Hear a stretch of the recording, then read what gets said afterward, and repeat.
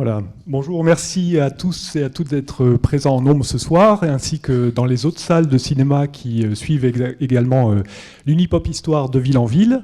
Je souhaitais d'abord saluer l'ensemble des salles qui participent à cette opération. Elles sont nombreuses. Alors ce soir, on est ravis d'accueillir Arthur Chevalier, que je demande de me rejoindre pour cette conférence sur Napoléon, une passion française.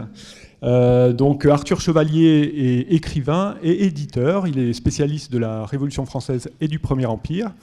Il a publié plusieurs ouvrages sur Napoléon, notamment les deux que vous voyez à l'écran, enfin qui étaient tout à l'heure à l'écran, un Napoléon et le bonapartisme, et puis le cahier rouge des femmes de Napoléon, c'est ça, que vous pourrez découvrir d'ailleurs à l'issue de la conférence si vous êtes à Pessac.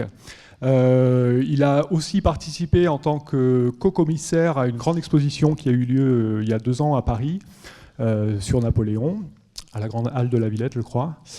Voilà, Grand Palais. Voilà, dans le cadre des commémorations du bicentenaire de la mort de Napoléon. Alors pourquoi Napoléon ? Forcément, c'est une des figures majeures de l'histoire de France, mais aussi une des figures les plus controversées finalement. On a pu le voir notamment il y a 2 ans, lors des débats sur la commémoration, fallait-il commémorer, comment commémorer, etc.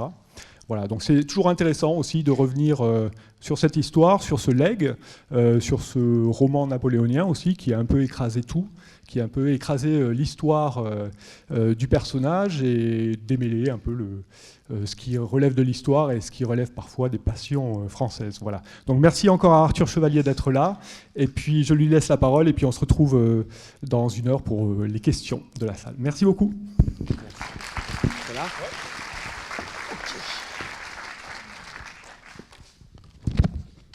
Merci pour cette très gentille présentation, merci pour cette invitation. C'est toujours un plaisir de venir à Bordeaux ou autour, et merci à vous tous ici, bien entendu, d'être là. Alors, certains d'entre vous, je crois, ont vu le film, ce film qui suscite beaucoup de débats, et qui, pour une fois d'ailleurs, ne suscite pas vraiment de débats autour de la personne de Napoléon, mais autour de son interprétation. Puisque globalement, les gens, le public, beaucoup de mes camarades historiens reprochent au film d'être une lecture très anglo-saxonne de Napoléon. Pour ceux qui ne l'ont pas vu, je ne vais pas vous spoiler, mais pour ceux qui l'ont vu, vous allez vite comprendre de quoi je parle.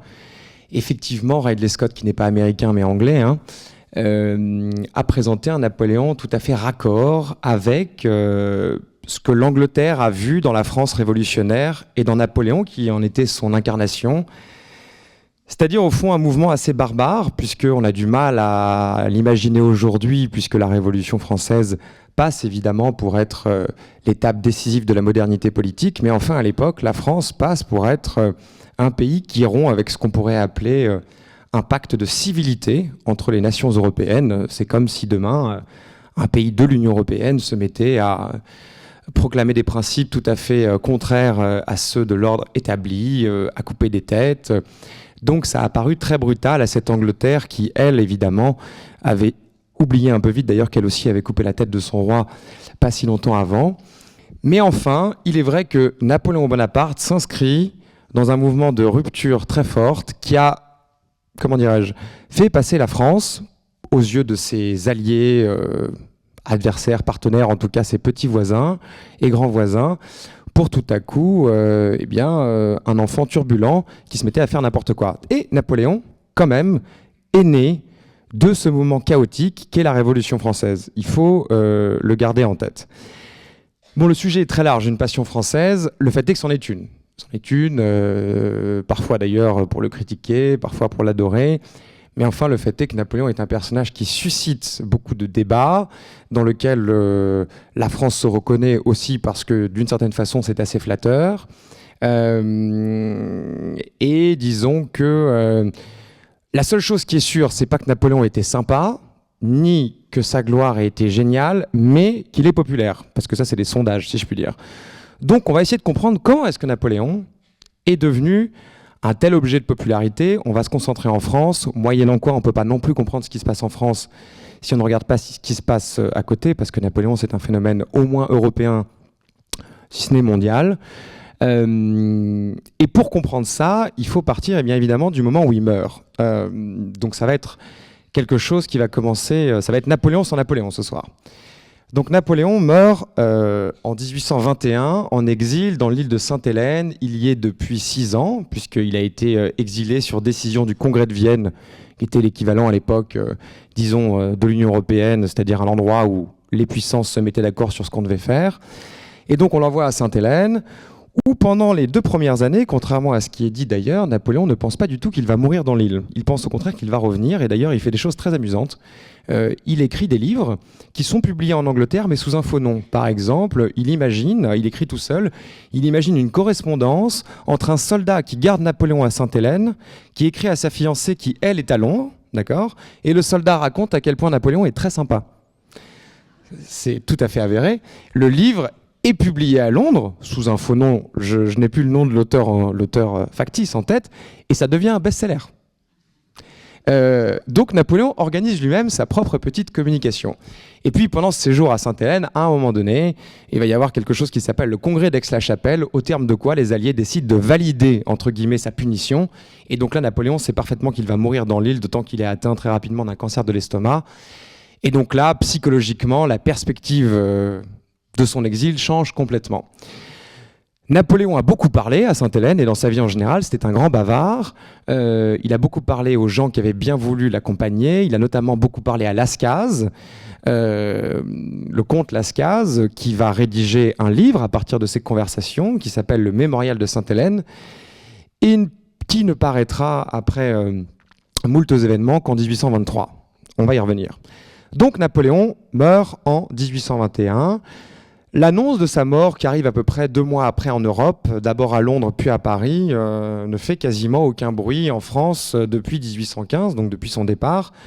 Globalement, on ne veut plus trop entendre parler de Napoléon, puisque la France est évidemment épuisée par les guerres napoléoniennes, avec d'ailleurs un phénomène qu'on ne cite jamais assez, mais qui est très important pour comprendre la fatigue que la France a pu ressentir au bout d'un moment. C'est que les guerres, il y a eu beaucoup de morts bien sûr, mais surtout, c'est essentiellement des morts masculines. Donc en fait, on a complètement déstructuré la famille. Il n'y a plus de frères, il n'y a plus de fils, il n'y a plus de pères. Donc en fait, tout à coup, dans une société, que vous ayez d'ailleurs une lecture progressiste ou conservatrice de la famille, quand vous éclatez cette cellule-là, ça crée, disons, quelque chose qui ressemble à un étourdissement, qui fait qu'à la fin, juste les gens ne savaient plus du tout à quoi ils appartenaient. Et donc ce phénomène-là a beaucoup contribué à la haine que les Français ont eue de Napoléon. Donc la France se relève tranquillement avec un roi, Louis XVIII, un roi constitutionnel, qui est le plus petit frère de Louis XVI, qui était un roi adoré, on l'oublie parfois, probablement un des rois les plus populaires à Paris par exemple depuis Henri IV, un roi raisonnable, âgé, très intelligent, plutôt libéral, et qui gouverne, disons, avec une certaine sagesse et qui s'emploie à réconcilier la France de la Révolution française, la France de l'Empire, et puis, eh bien, du coup, la France, la sienne. Donc, c'est une synthèse, en fin de compte, de tout ce qui s'est passé en France depuis 25 ans. Et ça se passe plutôt bien. La prospérité est au rendez-vous. La paix aussi, globalement, en tout cas dans nos frontières. On paye les indemnités de guerre qui nous avaient été infligées pour les guerres napoléoniennes. Et donc la France oublie Napoléon. L'annonce de sa mort arrive, tout le monde s'en fout, globalement. Et en revanche, 2 ans après, se produit donc la publication de ce livre, Le Mémorial de Sainte-Hélène, qui rencontre un succès immédiat. Donc certains, peut-être d'entre vous l'ont lu, au moins on a entendu parler, j'imagine, parce que c'est un vrai patrimoine culturel français. Dans ce livre, alors on l'oublie parfois, c'est pas un recueil de conversations uniquement, c'est une vraie télé-réalité. C'est-à-dire qu'en fait, il y a l'invention d'un genre littéraire avec ce livre. En fait, on voit Napoléon vivre. Lascaz raconte Napoléon qui se réveille le matin, qu'est-ce qu'il mange, avec qui il discute, à quoi ressemble son appartement. C'est en fait l'ancêtre de nos mémoires politiques. C'est un phénomène littéraire, mais qui évidemment prend sa source dans un certain voyeurisme. Le côté un peu populaire, vulgaire, disons, du livre a permis au livre de se diffuser dans des classes sociales très très larges de la population. C'est-à-dire que c'est devenu un peu un livre qu'on achète à la gare, quoi, aujourd'hui. On dirait ça comme ça. Un best-seller. Et, comment dirais-je, ce livre va permettre une première étape très importante dans la construction de la légende napoléonienne, c'est que Napoléon a l'air sympa. C'est-à-dire qu'évidemment, ce qu'il n'était pas en réalité, mais c'est-à-dire qu'évidemment, tout à coup, les gens, le voyant dans un livre avec eux, se disent qu'il est un peu comme eux. Et ce livre dessine le portrait d'un Napoléon un peu popu, direct, ayant un vocabulaire un peu rudimentaire, n'hésitant pas à lâcher quelques insultes. Donc tout à coup, il a l'air très humain et très sympathique. À côté de ça, Napoléon, évidemment, a fait très attention à ce qu'il racontait dans ce livre. Et ce qu'il raconte, c'est eh bien la rationalisation de son règne, évidemment. En fait, finalement, un règne qu'il n'avait pas vraiment eu le temps de penser pendant ces 15 années qui ont été prises entre des réformes politiques d'ampleur, beaucoup de guerres, et tout à coup, Napoléon essaye de construire une rationalisation de tout ça. On va pas faire un cours de sciences politiques ici, mais globalement, le message est simple. J'ai beaucoup fait la guerre, mais je l'ai jamais voulu. Ça mange pas de pain. J'ai été très libéral, mais vous l'avez pas vu. J'ai été pour l'égalité, et mon ambition a été de structurer une Europe unie et fédérée autour des idéaux portés par la Révolution française. Et après les guerres, bien sûr, il y aurait eu la paix. Alors, c'est évidemment très loin de la vérité, c'est même en fait quasiment des ribambelles de mensonges, y compris d'ailleurs à propos des faits qu'il raconte. Mais ce qui est intéressant quand même, et c'est là où on voit que Napoléon avait quelque chose en plus, c'est qu'alors que ce type est en exil, donc le mémorial, c'est quelque chose qui est constitué en 1816-1817. Hein, donc ce type est en exil, les monarchies d'Europe sont là, il y a une restauration monarchique en France. Donc disons que la tendance n'est pas exactement un prolongement des idéaux de la Révolution française. On est plutôt un mouvement de réaction, quoi, globalement en Europe. Et bien tout à coup, le dernier message qu'il va laisser au monde, cette œuvre de communication politique, il sait très bien que c'est sa dernière bataille, celle pour la postérité, eh bien il a l'idée que ce sur quoi il faut parier, c'est sur le libéralisme, la modernité et l'Europe. Et c'est intéressant parce qu'à cette époque-là, au moment où il le fait, rien n'indique que c'est ce qui va gagner en fin de compte. Après tout, on pourrait très bien vivre très différemment de ce dans quoi nous vivons aujourd'hui. Et pourtant, il a cette intuition. Donc ça va beaucoup lui servir parce que très opportunément, ce livre va rencontrer l'idée du siècle, en fin de compte. Va rencontrer, non pas cet état de bonheur, mais ce truc qui va jamais s'arrêter pendant le 19e, à savoir une rationalisation de l'exercice de l'État qui va se parfaire jusqu'au début du XXe siècle et qui survivra même à la Première Guerre mondiale. Bien, donc première étape, littéraire, donc le mémorial. Et vous allez voir que la construction de la postérité de Napoléon, elle passe intégralement par les livres et de façon multiforme. C'est pas anodin parce que Napoléon, c'est quelqu'un à qui on doit une chose très importante en France, c'est la confusion totale du pouvoir et de la littérature. Par exemple, Napoléon, qui était un énorme lecteur, est le premier chef d'État à se faire représenter devant des bibliothèques, dans des portraits très officiels. Et comme vous le savez, le procédé sera repris très souvent. Notre chef d'État actuel, d'ailleurs, n'y a pas manqué, puisqu'il a derrière lui, dans mes souvenirs, 2 Pléiades et une ouverte sur son bureau.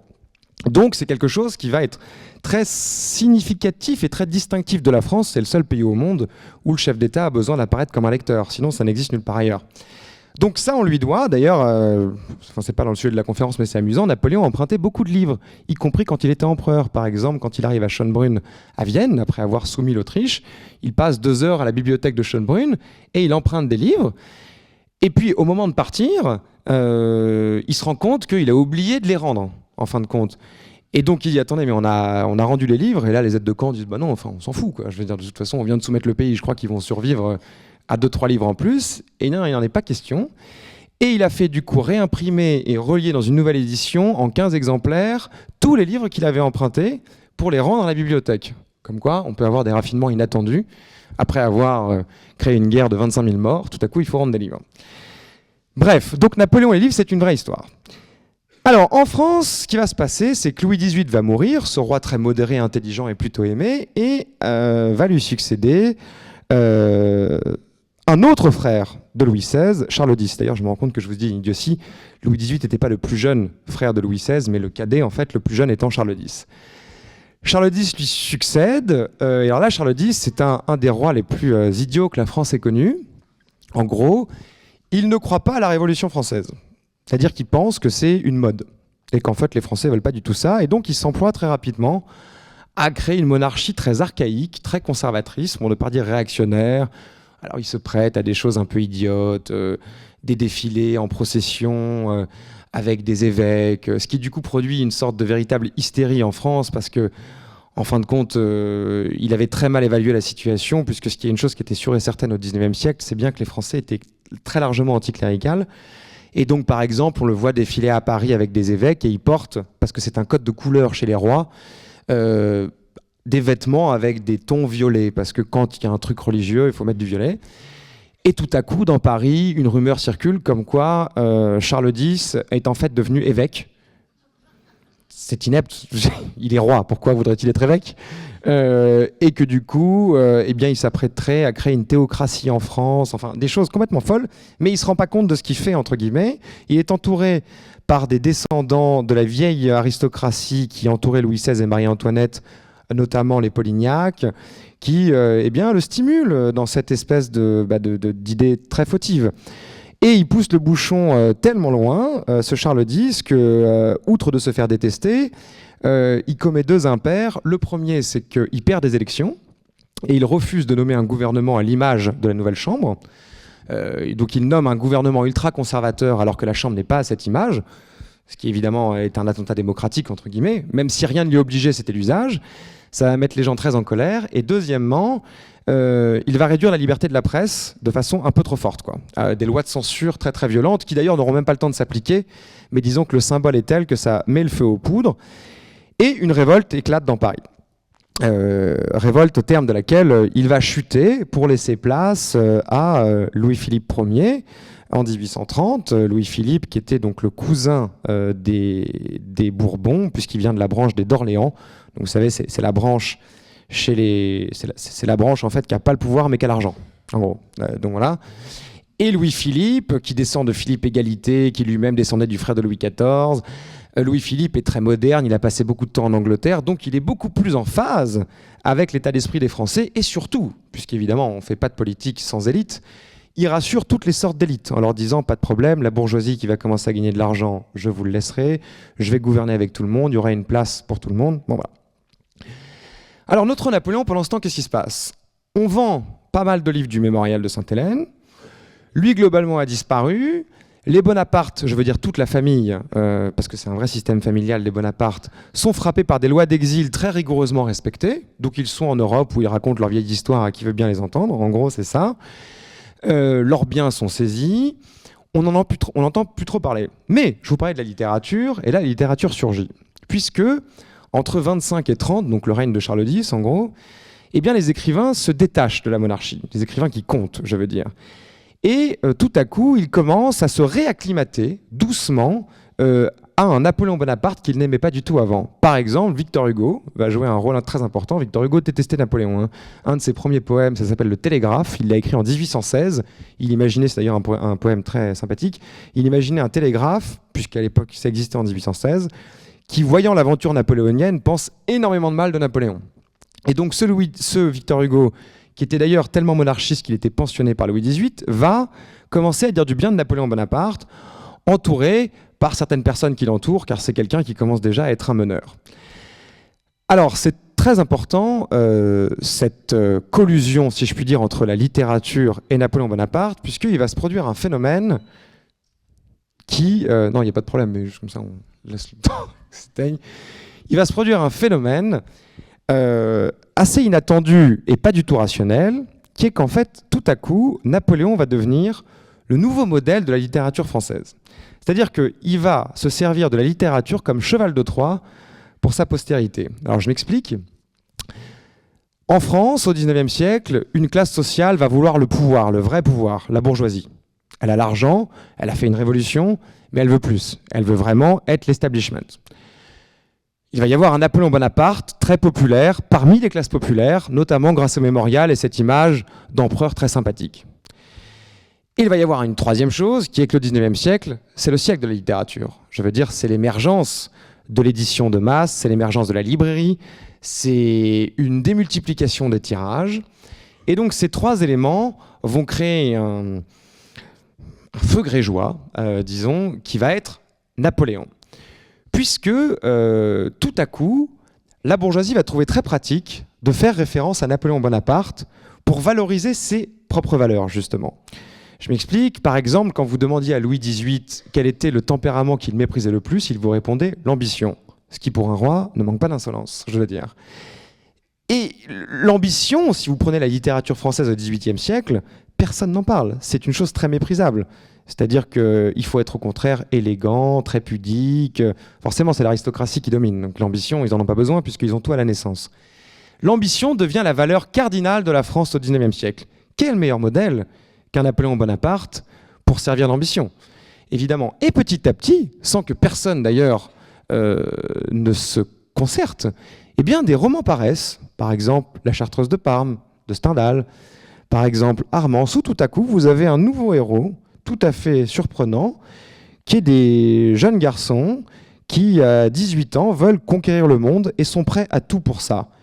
Eh bien, ce sont les premiers romans où on nous présente des héros cyniques, opportunistes, mais sous leur meilleur jour, c'est-à-dire présentés comme des garçons pleins de vertus. Et donc, le modèle social de la France au XIXe siècle, petit à petit, va devenir le self-made man à la française, dont évidemment Napoléon est la référence, parce que ça, c'est sûr et certain, il a vraiment tout fait tout seul. En tout cas, il a vraiment gagné son propre destin. Donc on va avancer avec d'un côté les événements politiques et de l'autre côté les livres. Bien, donc notre Louis-Philippe, lui, ne s'intéresse pas trop à la popularité de Napoléon, parce qu'en fait, c'est un truc de province, qui l'intéresse pas, ça ne concerne pas les cercles parisiens, qui eux, évidemment, sont tout à fait sûrs que ça ne reviendra jamais. Et vraiment, c'est pas du tout un sujet pour lui, mais à un point tel que Louis-Philippe ne voulait même pas en entendre parler, puisqu'on a beaucoup de témoignages de son entourage. Et quand on lui parlait de Napoléon, il ricanait en disant oui, bon, ça a été une aventure intéressante, mais enfin, ça n'existe même pas dans la construction, dans la linéarité, si je puis dire, de l'histoire de France et de l'historiographie telle que la conçoit Louis-Philippe. En 1832, se produit là encore un événement, on va dire signal faible, mais très important. C'est la mort d'un petit garçon qui s'appelle le roi de Rome, ou plutôt le duc de Reichstadt, qui était le fils de Napoléon. Ce fils, il l'avait eu avec Marie-Louise, qui était la fille de l'empereur d'Autriche.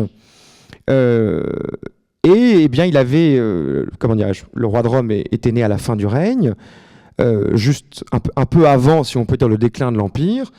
Et quand les troupes alliées sont arrivées à Paris en 1814, on a exfiltré Marie-Louise et le fils de Napoléon pour qu'ils aillent à Vienne. Donc retour chez grand-papa François, empereur d'Autriche. Napoléon est tombé, Napoléon n'a plus jamais revu son fils, Marie-Louise a refait sa vie. Bref, ce bon garçon est devenu un vrai Autrichien. Et tout le monde l'a complètement oublié. Il a pris un nouveau titre, duc de Reichstadt, donc quelque chose encore une fois de bien viennois.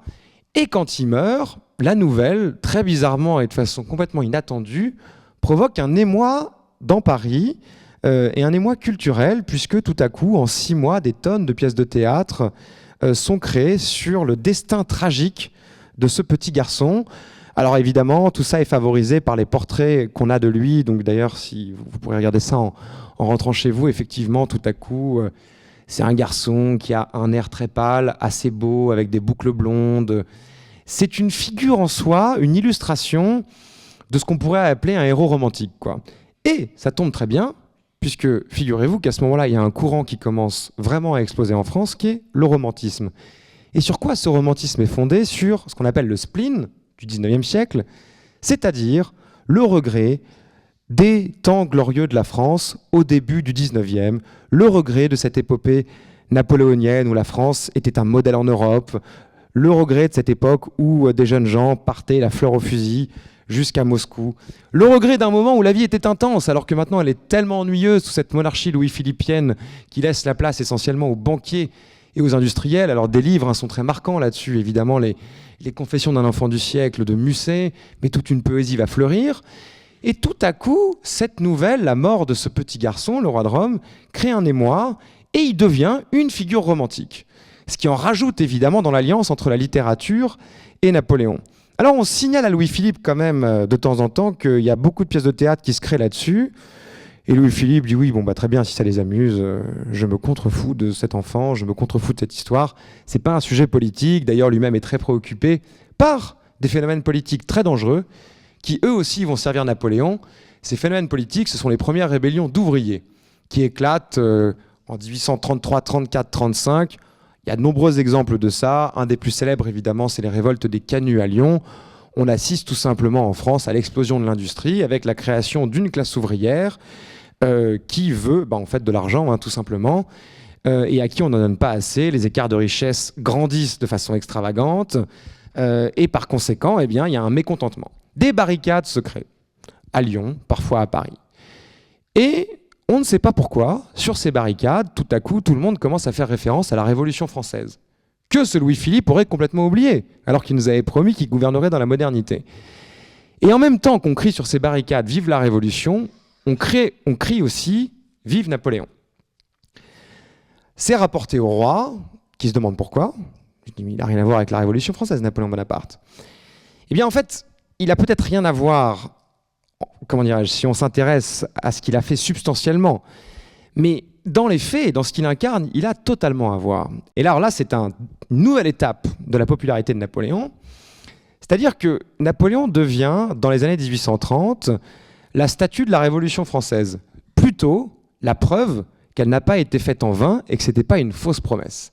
C'est-à-dire que s'il n'y avait pas eu un petit garçon corse qui, à 30 ans, était devenu chef de l'État alors qu'il était né dans une petite famille de petite noblesse ajaxienne, qui aurait pu dire que la Révolution française a été autre chose qu'un moment de chaos politique qui a essentiellement servi les intérêts de la bourgeoisie? Personne. Il est la preuve qu'elle a vraiment créé un phénomène politique. Napoléon Bonaparte devient donc le modèle de la Révolution, son modèle, je dirais, populaire. Et, phénomène qui vient évidemment accréditer cette thèse, la Révolution française n'a pas de héros. Aujourd'hui, on a, on peut se battre autour de Robespierre, de Danton, de Desmoulins, de Saint-Just. Mais à l'époque, tous ces gens-là sont confondus. Il n'y a pas de tête à la Révolution française. Et pourtant, l'événement, lui, est très important. Et donc, Napoléon devient le héros de cet événement, en tout cas celui que le peuple de France, que les pauvres, les gens humbles, se sont choisis. Et tout à coup, émerge la figure de l'homme politique populaire, celui qui, le seul, savait parler aux petites gens et qui n'avait oublié personne. Alors, première question qui se pose, est-ce que Napoléon Bonaparte était populaire? La réponse est il était plutôt dans ses manières, puisqu'évidemment, lui n'était pas quelqu'un de sophistiqué du tout, il était très rudimentaire. En revanche, est-ce que Napoléon Bonaparte gouvernait au quotidien comme un petit gars bien sympathique? Non. Napoléon adorait le protocole princier, adorait jouer au roi, et dès le début, dès la campagne d'Italie, alors qu'il n'est rien du tout sauf général, il organise une petite cour, il se met dans un petit château, il faut l'aborder avec un certain protocole. C'est-à-dire que Napoléon adorait d'autant plus jouer au roi, évidemment, qu'il ne l'était pas. Donc évidemment, il avait un surmoi qui avait un peu explosé, quoi. Et pendant tout son règne, Napoléon ne va avoir de cesse de vouloir appeler les empereurs d'Europe mon cousin, de vouloir se déguiser en roi, d'ailleurs parfois de façon un peu ridicule. Évidemment, la cérémonie du sacre illustrée par le tableau de David, on voit quand même bien que c'était pas exactement la sobriété incarnée, quoi. Donc Napoléon n'était pas quelqu'un de populaire, mais ce qui est vrai, c'est que il savait l'être. Il savait se comporter avec des gens très normaux. Et par ailleurs, autre chose importante, Napoléon était, n'a jamais aimé la bourgeoisie. Il l'a dit très souvent. C'est une classe sociale avec laquelle il s'entendait pas. Il trouvait qu'elle était sans saveur, qu'elle avait pas de panache, que franchement, vivre pour gagner de l'argent, ça en valait pas la peine. Et donc, il s'en est toujours énormément méfié, parce qu'en plus, la bourgeoisie incarnait le libéralisme, et Napoléon, la liberté, il s'en méfiait quand même beaucoup. Et donc, il n'a jamais voulu s'appuyer politiquement sur elle, même si, dans les faits, il y a eu une alliance entre les deux pendant le règne de Napoléon. C'était une alliance de circonstances, puisque, après tout, Napoléon maintenait l'ordre public, donc c'est très bon pour le business. Et quant à Napoléon, il n'était pas obligé de voir les bourgeois toute la journée non plus, donc ça lui allait bien. Il n'empêche que, tout à coup, il a cette réputation-là, qui rencontre opportunément la résurrection de la Révolution française. Quand même, Louis-Philippe commence à pâtir un peu de sa mauvaise image, commence à pâtir de l'explosion des écarts de richesse, et se dit qu'il faudrait un peu agir pour redorer son blason. Alors là, il a deux idées catastrophiques. Il se dit, ce que je vais faire, c'est que je vais profiter de la popularité de ce Napoléon Bonaparte dont je me fiche, et on va créer des événements symboliques pour faire genre, en fait, comme je dis que je l'aime, vous allez un peu voir un peu de lui en moi, quoi. C'est un peu l'idée qui se fait de tout ça. Alors il décide deux choses. La première, soft, on termine l'érection de l'Arc de Triomphe à Paris, 1836. Premier geste bonapartiste, entre guillemets, de Louis-Philippe. La deuxième, on rapatrie les cendres de Napoléon de Sainte-Hélène en France. Ça, en revanche, c'est un gros truc. Il envoie son fils, Joinville, enfin un de ses fils, Joinville, chercher à bord d'un navire, la Belle Poule, les cendres de Napoléon, tout ça avec l'accord de l'Angleterre, parce que n'oubliez pas que Sainte-Hélène, c'est un territoire britannique. Retour des cendres de Napoléon, et en 1840, à Paris, une cérémonie comme on n'en a peut-être jamais connu, du pont des Sablons à Neuilly, entre guillemets, jusqu'à là où il est aujourd'hui, c'est-à-dire les Invalides.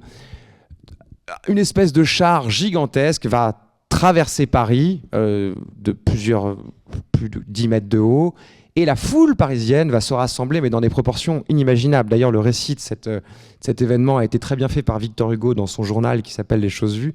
Je vous invite à le lire, c'est phénoménal. Il neigeait, c'était d'une beauté incroyable. Et là, tout à coup, la France pleure son empereur. Enfin, c'est un moment de communion nationale, comme il n'y en a que très rarement eu. Louis-Philippe va au bout de sa logique, puisque dès que le char, si vous voulez, le cortège arrive aux Invalides, voilà, on descend évidemment le tombeau, si on peut dire, enfin le cercueil. Là, les enfants de Louis-Philippe sont encore là. On a convoqué quelques maréchaux et quelques fils de maréchaux d'Empire qui ont ressorti leur panache et leur fanfreluche pour dire voilà, bienvenue empereur, bon retour à la maison. Donc tout le monde s'est un peu déguisé en Premier Empire, quoi. Et ça fonctionne. Ça fonctionne effectivement. Là, c'est un peu aujourd'hui comme gagner la Coupe du Monde, quoi, de football. Il y a un moment de communion nationale qui se crée. Et Louis-Philippe se félicite assez de ce mouvement-là en disant là, franchement, on n'a pas été mauvais. Sur ce coup-là, on s'est donné un bon sursis. Tout ça avec un mort en plus, c'est quand même pas mal. Alors par ailleurs, dans son entourage, il a l'influence de deux personnes très importantes. Premièrement, Victor Hugo. Victor Hugo, il dîne souvent avec le roi et il lui dit quand même que Napoléon, c'est vachement bien et que par ailleurs, les membres de la famille Bonaparte devraient avoir le droit de rentrer en France. Notamment, il y en a un, Jérôme, le dernier frère de Napoléon, le plus petit de la famille. Alors lui, il est tout à fait en forme, il vit à Rome. Alors d'ailleurs, chose incroyable, pareil, regardez ça quand vous rentrez chez vous, c'est le seul de la fratrie Bonaparte, quand je dis fratrie, ça implique les sœurs, la sororité fratrie, dont on a une photographie. C'est tellement frappant d'ailleurs que Roland Barthes a écrit un livre dessus, enfin un article. Regardez la photographie de Jérôme Bonaparte, vous avez littéralement l'impression de voir une photographie de Napoléon Bonaparte. C'est sidérant. C'est un voyage dans le temps incroyable. Et donc Jérôme Bonaparte n'arrête pas de dire à tout le monde « Mais promis, moi si je reviens, je ferai rien du tout, je serai super sage, je veux juste récupérer mon palais, mon argent », ce qui était d'ailleurs tout à fait sincère. Et donc Victor Hugo fait le forcing pour ça. D'un autre côté, un des présidents du conseil de Louis-Philippe, Adolphe Thiers, lui prépare un très grand livre. Une histoire du consulat et de l'Empire. La première, elle va faire date. Elle va paraître, en gros, pendant 15 ans, chaque volume, quoi, de 1845 à 62. Eh bien lui, pour écrire son livre, il voyage dans toute l'Europe et il rencontre tous les héritiers de la famille Bonaparte. Et il les trouve très sympathiques. Parce que c'est un point essentiel de toute cette famille, y compris Napoléon, c'est qu'ils avaient un pouvoir de séduction extravagant. C'était les gens qui étaient capables de séduire des personnes qui venaient de milieux très différents les uns des autres. Et donc, Adolphe Thiers, arrivant à Rome, où la plupart des Bonaparte étaient en exil, eh bien, ils lui font un numéro de charme extraordinaire. Et ça fonctionne. Et donc, quand Adolphe Thiers revient, il dit « Franchement, je les ai vus, ils sont très sympas. Et on perdrait rien à les faire rentrer. Les gens seraient ravis. Ça ferait un phénomène un peu culturel, le retour des Bonaparte. De toute façon, ils sont plus que 3. Bon. » Et puis, Louis-Philippe finit par céder en se disant bon, « Qui rentre ?» Sauf qu'il y a un enfant turbulent. Louis-Napoléon Bonaparte. Alors lui, c'est le neveu de Napoléon Ier, c'est le fils d'Hortense, la fille de Joséphine, et Louis Bonaparte, un des frères de Napoléon, qui avait épousé Hortense, la fille de Joséphine. Et alors lui, il a vécu en exil en Suisse, il a vécu en Angleterre, et il tente 2 coups d'État sous Louis-Philippe. 2 coups d'État ratés. D'abord en essayant de soulever une garnison à Boulogne-sur-Mer. Bon, ça ressemble un peu à une aventure à la Astérix, quoi. C'est-à-dire qu'il arrive avec 5 copains, il tire 2 coups de feu, et évidemment il est arrêté parce que ça n'a aucun sens. Et la deuxième, beaucoup plus sérieuse, elle n'a pas eu plus de postérité, mais là Louis-Philippe se dit bon, ça commence à bien faire là les coups d'État, et donc il le fait passer devant une sorte de cour martiale améliorée. Il est condamné à de la prison dans le fort de Ham, en France, dont il va s'échapper. Donc c'est un enfant turbulent dont d'ailleurs la famille Bonaparte ne veut certainement pas entendre parler. Parce qu'ils n'arrêtent pas de lui dire « Mais pourquoi tu fais tout ça ?» on fait tellement d'efforts pour revenir, pour récupérer les baraques, récupérer les comptes en banque, et toi, tu nous fais des coups d'État inutiles, tu crées le chaos. Donc il est par ailleurs pas du tout soutenu par cette famille Bonaparte. Et d'ailleurs, les Français s'en foutent un peu, pour être honnête. On va entendre parler de ça comme d'une originalité, quoi. Un truc un peu zinzin qui se passe et qui fait la une des journaux. En 1848, la popularité de Louis-Philippe s'effondre, une nouvelle révolution a lieu et il est chassé, il part pour l'Angleterre. Bien, je vous résume ça à grands traits. Hein.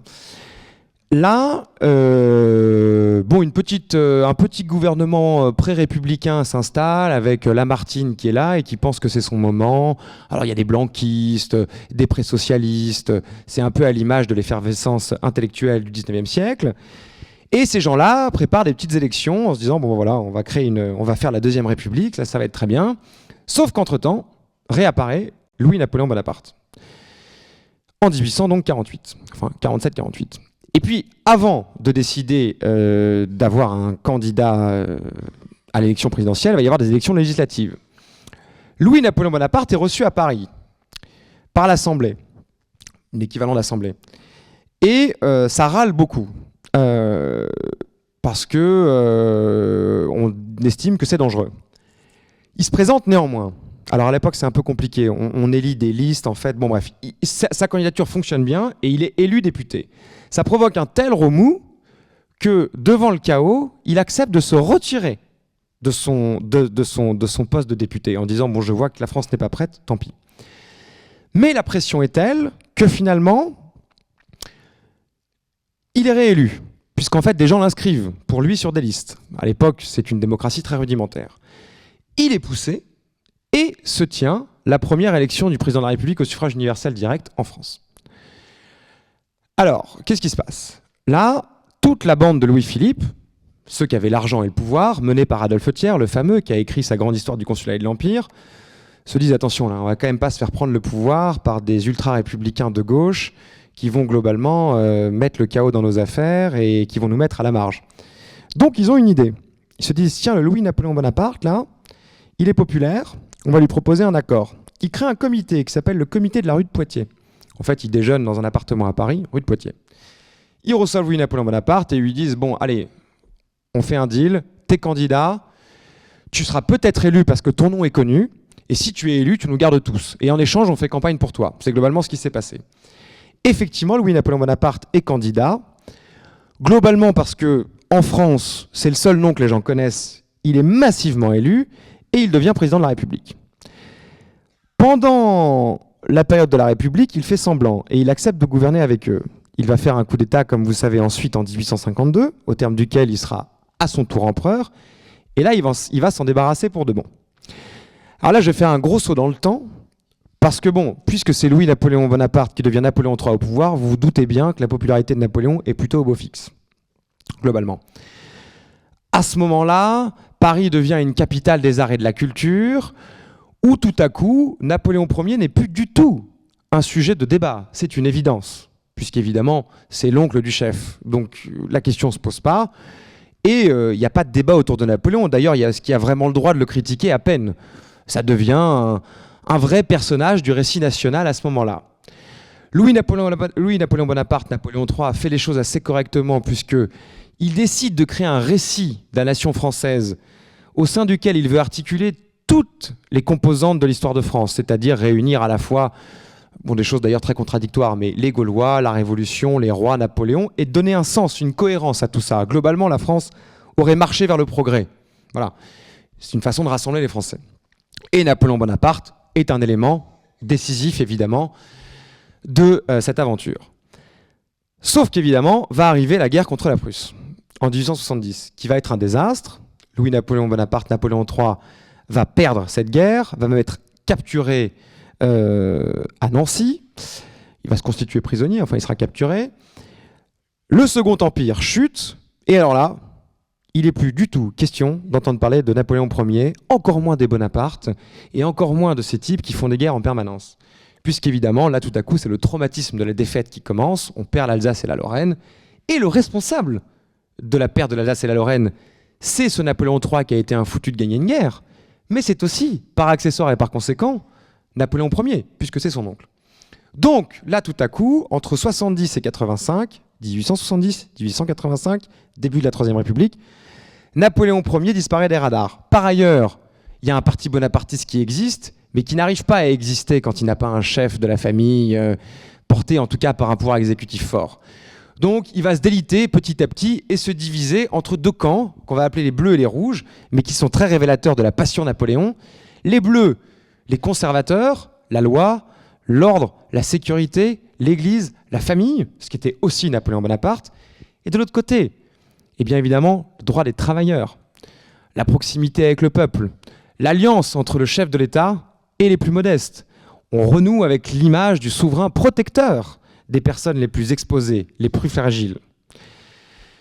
Ces deux partis-là, de toute façon, vont s'effondrer et le parti bonapartiste va commettre une erreur létale, c'est qu'il va se précipiter dans l'aventure boulangiste, donc c'est-à-dire le général Boulanger, qui était un général venu de la gauche, qui tout à coup menace ou fait croire qu'il va faire une sorte de coup d'État militaire et mettre fin à la République. Bon, moyennant quoi, il n'a jamais fait de coup d'État, il n'a jamais accédé au pouvoir, mais dans la mémoire française, ça passe pour être un peu l'acte de naissance du populisme militariste. Bon, ce point dit, mettons-le de côté.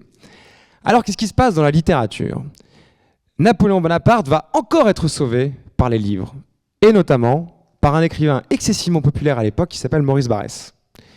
Et qui, lui, à l'époque, Maurice Barrès n'est pas du tout un écrivain conservateur ni réactionnaire. C'est un écrivain, au contraire, très populaire chez les jeunes. Ça sera d'ailleurs l'admiration de gens tout à fait inattendus qui ne le renieront jamais, comme Léon Blum, par exemple. Ça va être le prince de la jeunesse, c'est un titre qu'on va lui attribuer. Et il écrit un roman, Les Déracinés, où il imagine l'aventure de jeunes Lorrains, car il était d'origine lorraine, de jeunes Lorrains venus à Paris, et un chapitre resté célèbre dans la mémoire de la littérature française, où ces garçons se réunissent aux Invalides devant la tombe de Napoléon Ier, et ils parlent de ce héros, Napoléon Ier, comme d'un professeur d'énergie nationale. Ce qui ne veut pas dire grand-chose, c'est vrai, mais tout à coup, Napoléon passe pour l'homme qui suscite chez les individus l'ambition, l'énergie, l'envie d'en découdre avec le destin, la capacité pour chacun de soumettre la vie. Et là, on touche à quelque chose de très important et qui explique beaucoup de la popularité de Napoléon en France, mais pas seulement.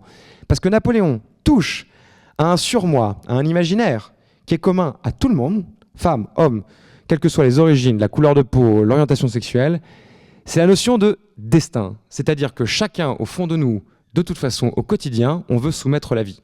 On le fait au travail, on le fait en famille, on le fait en couple, on veut soumettre les choses à l'idée qu'on s'en fait. Et Napoléon entre littéralement en contact avec ça et devient le modèle de cette espèce d'individu, non pas roi, mais surpuissant. Grâce à ce livre et grâce à Maurice Barrès. En 1900, alors là, c'est plus la littérature, mais le théâtre, se produit un phénomène sans comparaison, sans équivalent, pardon, à la fois dans le passé, mais jusqu'à nos jours. C'est une pièce de théâtre qui s'appelle L'Aiglon, écrite par Edmond Rostand. Alors, qu'est-ce que fait Edmond Rostand ? Il écrit cette pièce très, très longue, dans laquelle il imagine, en gros, qu'un corps expéditionnaire va aller chercher l'Aiglon, donc le fils de Napoléon, vous n'avez pas oublié, roi de Rome, duc de Reichstadt, on a beaucoup pleuré, blabla, bon, qu'on va le chercher à Vienne et qu'on le ramène à Paris. La pièce connaît un succès phénoménal. Rostand, pour l'occasion, ressort Sarah Bernhardt de son placard, qui était un peu âgée, un peu moins à la mode, et lui dit « Ok, j'ai un rôle d'enfer ». Elle est vieille, Sarah Bernhardt, à l'époque, hein, sa gloire est un peu passée. Et Sarah Bernhardt va donc jouer l'Aiglon, donc un rôle d'homme d'ailleurs, et ça va devenir tout à coup un phénomène culturel sans précédent, la pièce, mais je pense que s'il n'y avait pas eu d'arrêt, elle pourrait être jouée encore aujourd'hui au théâtre Sarah Bernhardt sans interruption. Rostand devient multimillionnaire grâce à ça, entre à l'Académie française, la presse se déchire, puisque figurez-vous qu'en 1900, on a exactement les mêmes débats qu'aujourd'hui, c'est-à-dire mais pourquoi est-ce que tout à coup on reparle de ce Napoléon nationaliste, belliqueux, qui porte des valeurs militaires et rétrogrades. Le mot n'est pas avancé, mais l'idée est tout à fait là. Il n'empêche que ça va marquer la France très durablement.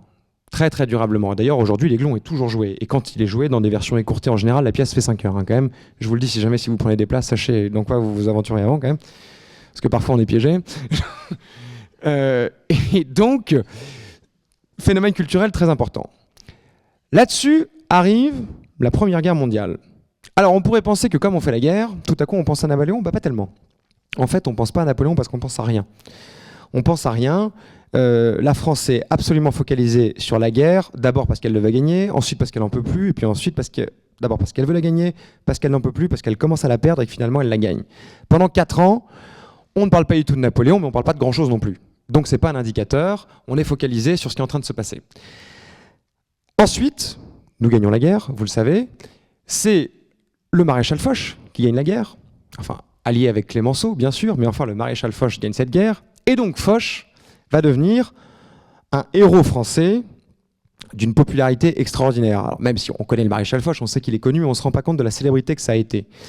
C'est-à-dire que le maréchal Foch, ça devait être un équivalent de Emmanuel Macron au meilleur moment, plus Kylian Mbappé, plus voilà, c'était qui réunissait tout le monde. Voilà, c'était la messe.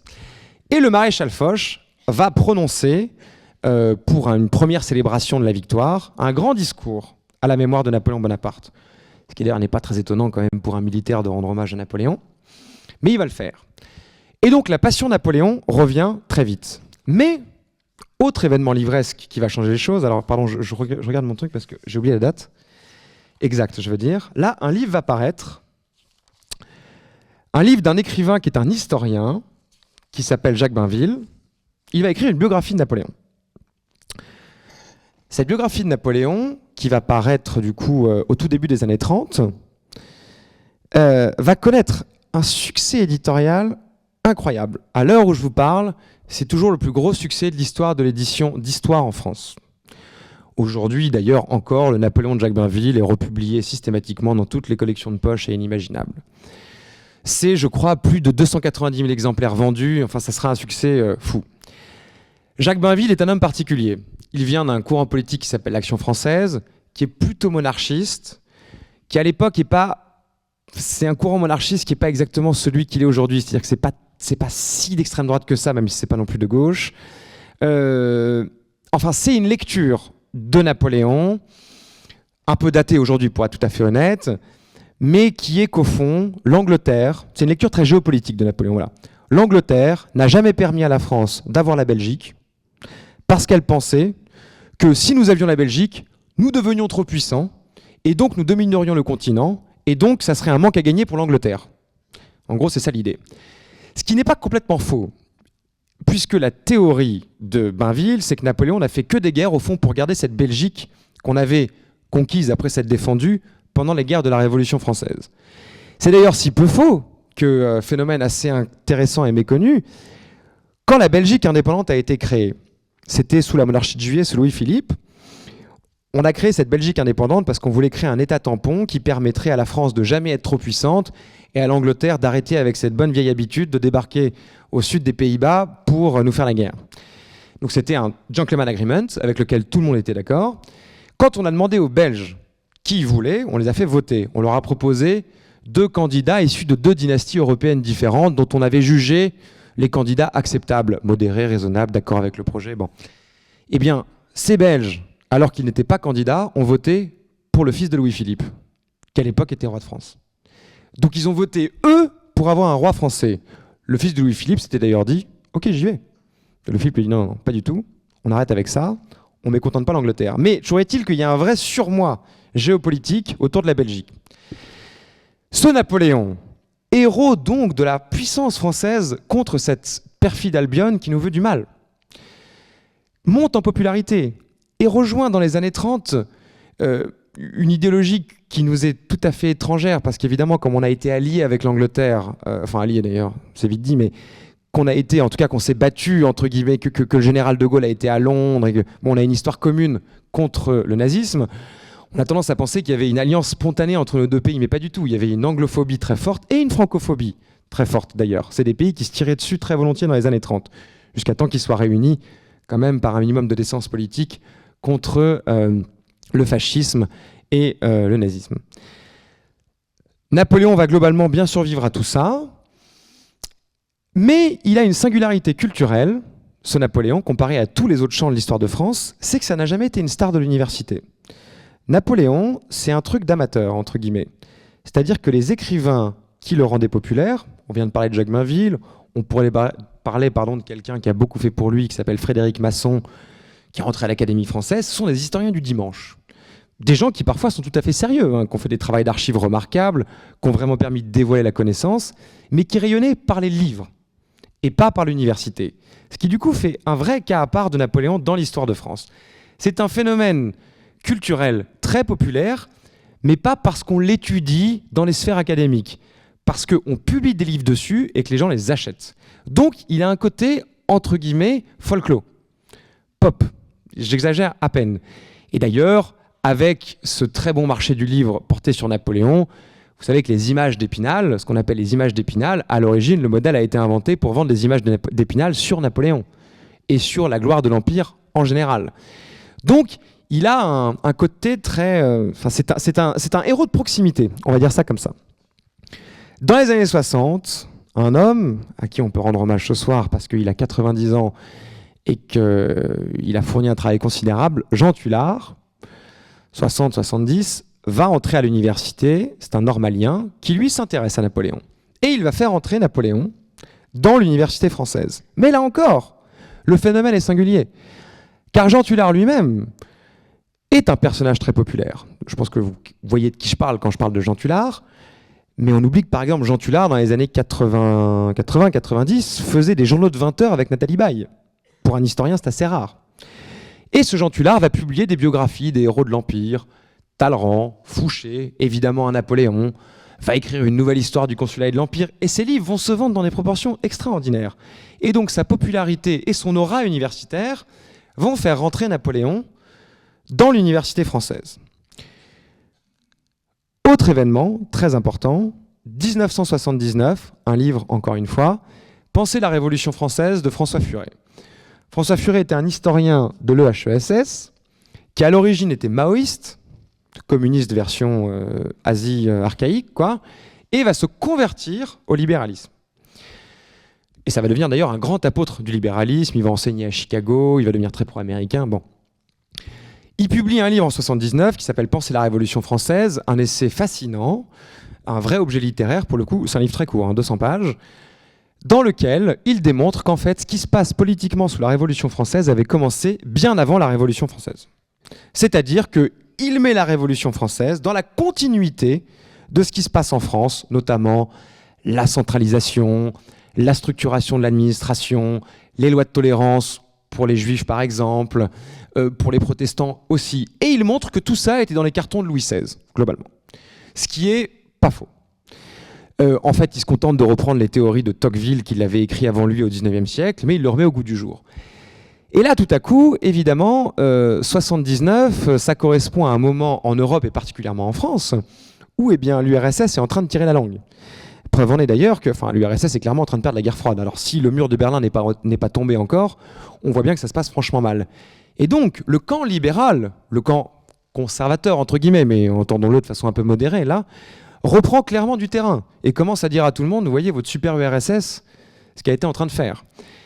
Ce camp, entre guillemets, de droite libérale reprend la main sur le champ culturel et se nourrit évidemment de tout ce qui peut éjecter les grandes dates de l'historiographie de gauche qui jusque-là avait la main sur l'université française, notamment parce que l'historiographie néo-marxiste rayonnait largement, et d'ailleurs il y avait des très bons historiens dans cette école-là, hein, il ne s'agit pas de tout rejeter, mais enfin il y a une revanche politique, qui là encore est un phénomène culturel. Alors comment Napoléon se place dans ce wagon, d'accord, qui clairement donne un ton plutôt à droite à la lecture qu'on a de l'histoire de France? Eh bien il se porte évidemment très bien, puisque François Furet inclut Napoléon Bonaparte dans l'aventure de la Révolution française. Il le dit tel quel.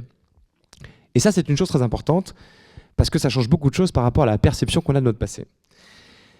Napoléon Bonaparte peut être soit perçu comme l'homme qui a vidé la Révolution française de toutes ses vertus, c'est par exemple le discours aujourd'hui des historiens improvisés de la France insoumise, mais pas que, beaucoup de gens le pensent, il y aurait débat, ou au contraire, c'est mon cas, pas parce que je pense que j'ai raison, mais en tout cas c'est mon travail qui a été dans ce sens. Je pense qu'en fait, il en est, je vous l'ai dit, la statue, mais par ailleurs, le grand continuateur, puisque tout ce qu'a fait Napoléon Bonaparte était dans les cartons de la Révolution. Le Code civil, c'était dans les cartons de la Révolution française. Les préfectures, c'était dans les cartons de la Révolution française. Les guerres, il a poursuivi celles commencées sous la Révolution française. Lui-même est un général de la Révolution. Et toute son équipe gouvernementale, Cambacérès, Fouché, Talleyrand, toute cette génération dorée qui avait des compétences exceptionnelles, sont des gens issus de la Révolution française dans sa version la plus, on va dire, juriste, gros travailleur, excellent serviteur de l'État. Donc va se jouer dans les années 80 cette petite bataille sur qu'est-ce que c'est que la Révolution, qu'est-ce que c'est que Napoléon. Auquel cas, il faut choisir son camp. En 1989, va se passer le bicentenaire de la Révolution française, tout à fait coordonné par François Mitterrand, qui va décider de présenter une image de la Révolution française expurgée de ce qui n'est pas très réjouissant pour elle, c'est-à-dire la terreur, les exactions, et on présente une version très sociale de la Révolution, et on en fait véritablement l'acte fondateur de la modernité politique. Donc d'un côté, vous avez un champ culturel qui penche à droite, et de l'autre, un chef d'État qu'on va qualifier de gauche, ici, qui, lui, décide de faire de la Révolution française un vrai enjeu politique et un moment de son mandat. Ça va très bien marcher. Alors, moi, je suis né en 90, donc je ne les ai pas vus, les événements de 1989, mais j'ai vu des photos et j'ai lu des récits, et apparemment, ça a été quelque chose quand même d'extraordinaire qui a marqué durablement la France. À la fin des années 2000, à la fin des années 90, pardon, un autre homme très important pour la popularité de Napoléon, qui s'appelle Thierry Lenz, qui est tout à fait vivant aussi, va écrire des livres très importants, notamment une série de 5 livres très considérables et consistants, qui sont des nouvelles histoires de la Révolution et de l'Empire, qui vont être des best-sellers, eux aussi, dans lesquels, lui, remet totalement Napoléon Bonaparte dans l'histoire de la Révolution. Et il apporte une idée très importante, qui permet de réconcilier tout le monde avec Napoléon. Il a identifié une chose, et c'est d'ailleurs assez amusant de voir qu'il y a 200 ans qui se sont passés sans qu'on ait identifié ça, c'est qu'en fait, quand la Révolution française a décidé de se séparer de son pouvoir exécutif, le roi, globalement, septembre 1792, on abolit la République. Le roi est exécuté en janvier 93. Là, le principe... Comment ? La royauté, pardon. Excusez-moi. Vous avez raison. Mais ça en dit long sur vous. Les respects. Le roi est exécuté, et là, tout à coup, il n'y a plus de pouvoir exécutif en France, c'est même un principe politique. C'est d'ailleurs ce qui va donner lieu à ce moment très confus qui va s'appeler la terreur. Mais en fait, il y a quand même un pouvoir exécutif, parce qu'il faut bien que des gens prennent des décisions. Donc en fait, on va gouverner avec 2 comités, un comité de salut public et un comité de sûreté générale. 12 membres. Donc finalement, un pouvoir exécutif de 24 personnes, quoi. De ces 24 personnes, on va passer sous le directoire à 5 directeurs. Sous le consulat, Napoléon a 3 consuls, avec un premier consul au pouvoir extraordinaire. Et fatalement, à l'Empire, avec une restauration d'un pouvoir exécutif incarné par une seule personne. Inutile de vous préciser que ça va un peu marquer culturellement la France, cette chose-là. Donc, à partir de là, s'est produit une sorte de grande réunion française autour de cette interprétation-là de Napoléon. C'est-à-dire que tout à coup, il devient une étape décisive dans le récit républicain. Puisque le récit républicain, c'est aussi le récit d'un pouvoir exécutif qui domine un pouvoir législatif et un pouvoir judiciaire.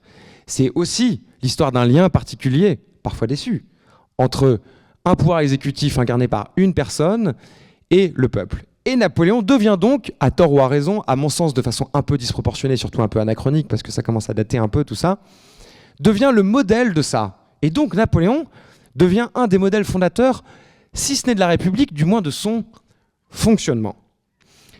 Évidemment, Napoléon est un personnage contesté depuis une quinzaine d'années, pour 2 raisons principales, et plutôt à raison, puisqu'il a rétabli l'esclavage, c'est un fait. Contrairement à ce qui est dit, il savait très bien ce qu'il faisait. Il savait très bien qu'il commettait une transgression morale, c'est un fait. Alors bon, ça a eu moins de conséquences qu'on ne le dit, parce qu'en fait, ça avait été aboli très peu de temps avant, et comme ça concernait des îles françaises très loin, les informations mettaient beaucoup de temps à arriver, donc de toute façon, on l'a un peu rétabli avant que ça ait eu le temps d'être aboli, mais enfin, il l'a fait, et c'est vrai que c'est pas à sa gloire, on s'en serait bien passé, quand même. Et évidemment, l'organisation très conservatrice de la famille, dans le Code civil, puisque la femme est réduite à un état de sujet relativement à son mari. Alors ça découle moins d'ailleurs d'une misogynie structurelle que d'une lecture très traditionnelle de la famille en soi. C'est-à-dire qu'on organise la famille pour qu'il y ait un seul héritier, et c'est un fonctionnement qui est fondé sur la conservation des patrimoines. Mais bref, la condition des femmes et le rétablissement de l'esclavage restent deux points très très négatifs dans l'histoire de Napoléon Bonaparte. Et il s'agit de ne pas les fuir, de les expliquer à chaque fois, de les contextualiser, de ne pas les nier, de ne surtout pas dire que ça n'entache pas son règne, car ça l'entache. Puisque la France avait été capable de montrer au monde qu'on pouvait gouverner différemment et qu'on pouvait créer un lien beaucoup plus humain entre des gouvernants et des gouvernés, on aurait pu se passer de cette décision-là et d'avoir un code civil aussi conservateur. Voilà donc comment est-ce que Napoléon Bonaparte est devenu, au sein de nous-mêmes, Napoléon Bonaparte. Le fait est, et ce sera ma dernière statistique et aussi ma conclusion, que nous marchons sur Napoléon Bonaparte. Nous marchons dans sa France. Quasiment 50% des lois du Code civil sont inchangées aujourd'hui. Imaginez ce que ça a comme conséquence sur nos réflexes, sur la façon dont nous pensons au sein de notre société, dans nos rapports avec nos amis, nos femmes, nos enfants, puisqu'évidemment le droit, c'est pas seulement des règlements, ce sont des habitudes intellectuelles. Donc si on allait un peu loin, nous marchons dans la France de Napoléon Bonaparte malgré nous. Il s'agit de la penser, mais on ne peut pas la rejeter. Je vous remercie.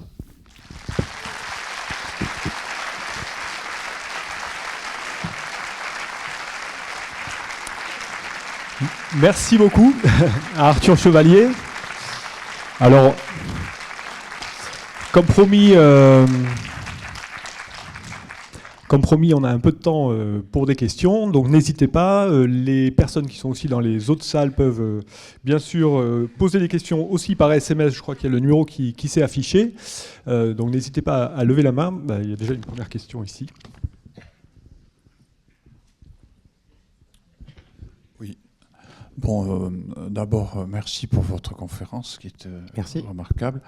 Et j'avais une question. On a dit que les guerres napoléoniennes, c'était la continuité de guerres qui avaient été déclenchées par un vote parce que les Feuillants et les Girondins ne voulaient pas empêcher la spéculation sur le blé à Paris. Et donc, pour détourner l'attention de l'opinion publique, ils ont déclenché la guerre avec la signature du roi, d'ailleurs. Et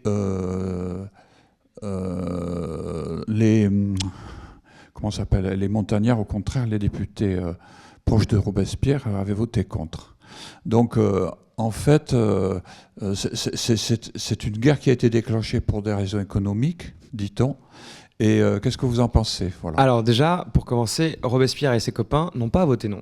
Ils ont d'abord voté non, effectivement. C'était très très motivé par les Girondins et les Feuillants, c'est vrai. Donc l'aile, disons, plutôt pas droite, enfin plus modérée de la Révolution, plus les milieux d'affaires, effectivement. Mais enfin, il y avait un fait indubitable, c'est que la France était attaquée, ça c'est sûr. Et en réalité, Robespierre s'est converti lui-même à la guerre très très rapidement. Et avec lui, Carnot, qui était clairement un jacobin. Donc en fait, très rapidement, Robespierre se met à la guerre, Danton se met à la guerre très vite aussi, et au bout d'un moment, tout le monde a intérêt à la faire, cette guerre. Déjà, on n'a pas le choix, puisqu'on est attaqué, il faut se défendre. Le roi est convaincu qu'on va la perdre, donc il aimerait qu'on la perde pour pouvoir restaurer la monarchie absolue, et les Jacobins ne voient pas d'issue à la situation politique sans la guerre. Et surtout, pas oublier ça c'est un truc que la France ne veut pas se dire à elle-même, mais la France était, et ça a été remarqué par tous les gens qui ont visité la France au XVIIIe siècle, était un pays excessivement militariste. C'était le seul pays d'Europe où on voyait des enfants de 7 ou 8 ans déguisés en soldats dans les villages et qui passaient leur temps à se battre en criant « Vive le roi ». C'est un peuple qui adorait l'armée. Pour preuve, la conscription a quand même levé 300 000 personnes en très peu de temps, avec très peu de résistance. Donc la guerre paraissait un truc très naturel à tout le monde, et elle n'a pas été déclenchée pour des raisons purement de business. Quoique de toute façon, cette guerre, elle trouve ses origines dans une chose très simple, une concurrence économique entre la France et l'Angleterre. Ni l'un ni l'autre n'avait intérêt à ne pas la faire, donc elle était de toute façon inévitable. C'est mon point de vue. Alors j'ai une question aussi, j'ai plein de questions par SMS, donc je vais en donner quelques-unes. Bonjour, j'aimerais savoir combien de morts ont fait les guerres napoléoniennes. Donc dans le passif... la question facile. Entre plusieurs centaines de milliers et un million. Personne n'est d'accord sur le chiffre. Donc, voilà. Mais en revanche, il y a des chiffres qu'on connaît. En fait, le problème, c'est de donner un chiffre d'ensemble.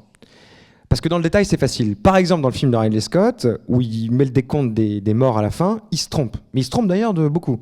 Alors que pour les coups, le nombre des guerres par bataille, on les connaît à 10 près, quoi. C'est très très référencé. On se met à peu près d'accord, et mettons-nous d'accord ce soir, sur 800 000, mais c'est pas que les guerres napoléoniennes. Ça inclut les guerres de la Révolution française. C'est pas un petit sujet, parce que la guerre, ça commence en 92-93, les guerres de la Révolution française. Napoléon prend le pouvoir en 99. Donc ça fait quand même 7 bonnes années où il s'est passé beaucoup de choses. Donc on va dire 800 000 au total pour les guerres des coalitions contre la France de fin 92 à 1815. Et d'ailleurs, je glisse au passage une petite question, c'est que vous parliez vous avez traité 200 ans de construction de la légende napoléonienne avec ses hauts et ses bas.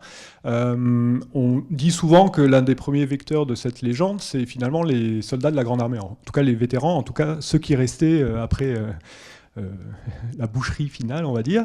Est-ce que c'est vrai? Est-ce que ceux-là ont eu une véritable influence dans cette construction, ou est-ce que c'est un peu un mix? Non, c'est assez vrai. D'ailleurs, pour s'en convaincre, il faut... Parce que souvent, moi je trouve que la littérature dit toujours plus que l'histoire. Enfin, les écrivains sont beaucoup plus intéressants, sont plus révélateurs que les historiens.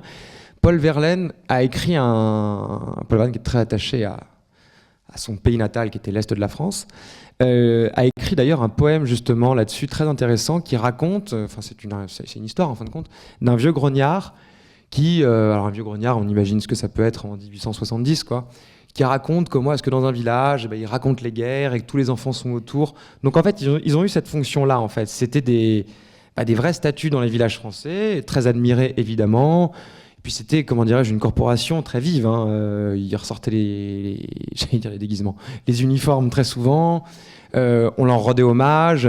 Et d'ailleurs, ça a coûté très cher politiquement à Louis-Philippe, à Charles X et à Louis XVIII de ne pas vouloir célébrer la mémoire de Waterloo. Parce qu'ils considéraient, dans leur lecture fautive des événements, que c'était la défaite de Napoléon et pas de la France. Or, c'était bien la défaite de la France. Et il y a quand même eu beaucoup de morts français. C'était une bataille très meurtrière à Waterloo. Il y a eu beaucoup de morts français, aux alentours de 20 000, quoi. C'est pas un petit sujet. Et donc, du coup, l'absence de commémoration a beaucoup joué. En fait, on forçait personne à être tellement pro-Napoléon au XIXe siècle, mais en tout cas, ce qui est sûr, c'est qu'on voulait un minimum de respect pour les guerres. Parce que c'était des guerres qui avaient été menées par une république contre des monarchies. Donc, symboliquement, oui, ils ont eu un rôle important. Alors, je ne sais pas s'il y a des questions dans la salle, j'en ai plein sur... Ah oui, bon, mais on va essayer de donner la parole à la salle aussi.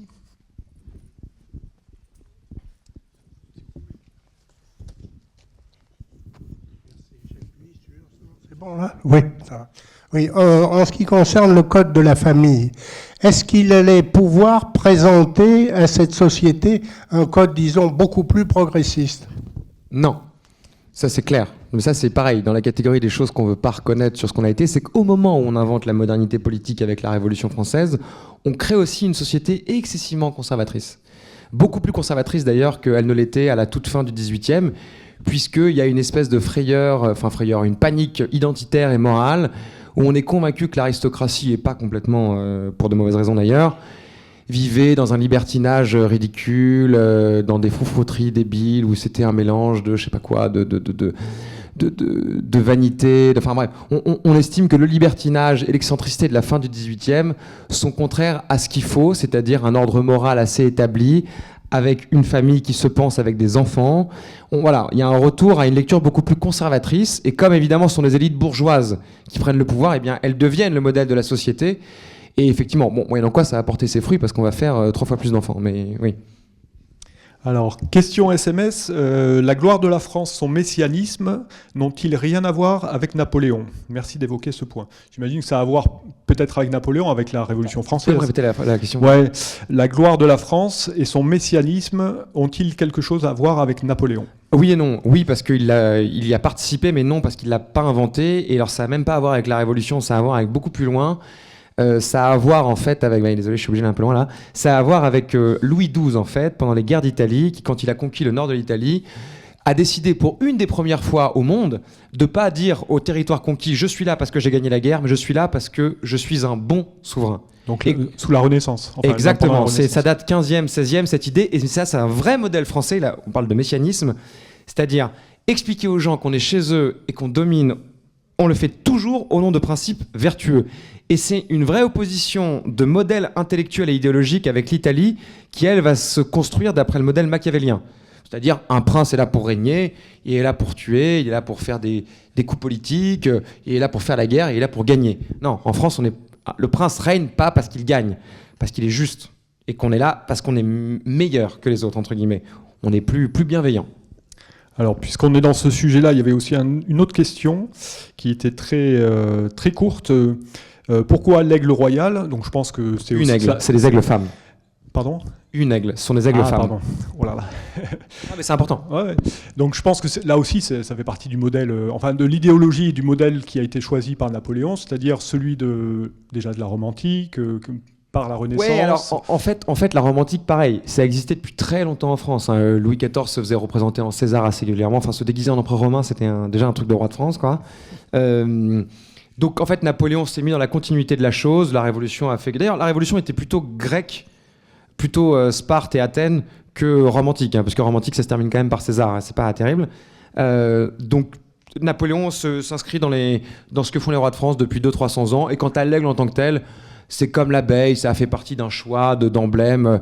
Mais l'abeille était d'ailleurs plus représentative que l'aigle en tant que tel, qui était un symbole très militaire, tandis que l'abeille était le vrai symbole politique de Napoléon. Hein. C'était une reprise de ce qu'avaient fait les Mérovingiens, enfin un Louis-Boulga mémorial qu'il avait fait un peu tout seul, quoi. Et puis l'abeille, voilà, la reine avec tout le monde autour, il y a un côté communauté, bon. Un peu travailleuse aussi, peut-être. Travailleuse. Oui, voilà, c'est ça. Travailleuse, et on travaille tous dans le même sens, tout ça pour la reine, bon, voilà. Alors, je ne sais pas s'il y a d'autres questions dans la salle. N'hésitez pas à lever la main. Oui, monsieur, j'arrive. Et puis, je pense que ce sera la dernière question. Pourquoi Victor Hugo appelait Napoléon III Napoléon le Petit? Alors, c'est assez marrant la relation entre Victor Hugo et Napoléon III, parce qu'en fait, Victor Hugo, au début, il est tout à fait raccord avec Napoléon III, je vous l'ai dit. Et d'ailleurs, quand Louis-Napoléon Bonaparte est élu président de la République, il organise un dîner à l'Élysée, quasiment le soir, enfin les premiers jours de son élection, auquel est tout à fait invité Victor Hugo, et Victor Hugo va le raconter dans ses mémoires d'ailleurs de très bonne façon.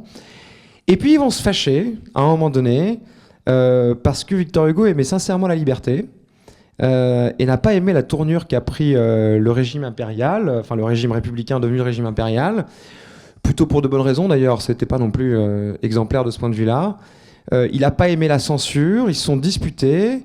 Et puis, il y avait un côté... Enfin, Victor Hugo, on s'en rend pas compte aujourd'hui parce que je pense même pas qu'on ait de modèle de ça en France, mais avait un niveau de popularité absolument extraordinaire qui fait qu'il avait une influence considérable. Enfin, je veux dire, le jour de l'anniversaire de Victor Hugo, la rue où il vivait à Paris était bouclée, quoi. C'était vraiment un truc de fou. Donc, en fait, à un moment, ils se sont disputés. Et ce qui est bizarre, c'est que Louis-Napoléon n'était pas tellement sévère et autoritaire. Je veux dire, il était... Enfin, dans son régime l'était, mais lui en tant que tel, pas du tout. C'était plutôt un gentil garçon entre guillemets. Mais comment dire, il y a une course à l'échalote conflictuelle entre les deux. Louis-Napoléon Bonaparte a voulu l'exiler. Enfin bon, l'exiler à Jersey. Enfin, je veux dire, t'es pas non plus. Il s'est pas retrouvé aux Caraïbes. Je veux dire, voilà, c'est pas très très loin. Mais je pense que Victor Hugo était, enfin, il n'a pas été ravi de son exil. Mais d'ailleurs, il a écrit un livre sur son exil, hein, Les Travailleurs de la mer. C'est un roman fondé sur son expérience Jersey-Guernesey. Je pense que ça gênait pas du tout Victor Hugo de faire le martyr aussi. C'est-à-dire qu'il avait le courage de le faire, ça le gênait pas. Il était lui-même habité par un esprit très romanesque. Et donc les deux étaient prêts à tenir leur rôle vis-à-vis de l'histoire. Et donc effectivement... Bah forcément, Louis-Napoléon Bonaparte avait le pouvoir, mais Victor Hugo avait un autre pouvoir qui était la littérature. Il en a fait un très bon usage. Et pourquoi le petit, à part cette mésentente qui s'est transformée en haine? Parce que Victor Hugo s'est mis rapidement à adorer Napoléon Ier. Et en opposant Napoléon Ier à Napoléon III, c'était un peu du genre mais Napoléon III, tu es un homme ridicule en comparaison de ton oncle, à côté de la cheville de qui tu n'arrives pas du tout. Et avec un autre élément important que j'ai oublié en parlant là, qui est j'ai oublié, mais voilà, en gros c'est un début de réponse. Donc voilà, c'est pour ça. En tout cas, merci beaucoup à Arthur Chevalier, merci à vous.